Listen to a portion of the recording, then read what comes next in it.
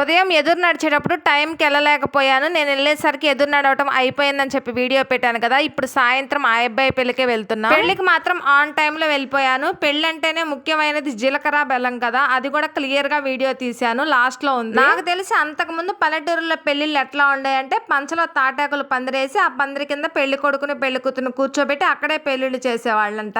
ఇప్పుడు మాత్రం సిటీలకు పల్లెటూరులు ఏ మాత్రం తక్కువ కాదన్నట్టు ఇంటి ముందు స్టేజ్లు కట్టుకొని డెకరేట్ చేసుకొని పెళ్లిళ్ళు చేసుకుంటున్నారు. ఎంత డెకరేషన్ గా స్టేజ్లు కట్టినప్పుడు చూసారు కదా. పంచలో మాత్రం 4 తాటాకులైనా తెచ్చి పందిరి వేయాల్సిందే. పెళ్లి 8:30 ఆ మధ్యలో కాబట్టి చక్కగా అందరూ కూర్చొని పెళ్లి చూశారు. అదే టైం గనక మించిపోతే అందరూ పెళ్లి చూస్తాంలే అని చెప్పేసి భోజనాలు చేసి ఎటోళ్ళకి వెళ్ళిపోతారు. ఇవాళ ఉన్న బిజీ షెడ్యూల్ బట్టి ఎవరు ఉండలేరు అనుకోండి. పెళ్లి మాత్రం చాలా బాగా జరిగింది. మేము కొంచెం పెందలాడే వెళ్ళాం కాబట్టి కొంచెం ఎక్కువసేపు పెళ్లి చూడగలిగాం. జీలకర్ర బెల్లం పెట్టిన తర్వాత అబ్బాయిని అమ్మాయిని ఆశీర్వదించి వచ్చేసాం. మీరు ఎలాగో ఇక్కడికి రాలేరు కాబట్టి ఆ కొత్త జంటని మన కామెంట్ సెక్షన్ లో కామెంట్ చేసి ఆశీర్వదించేయండి.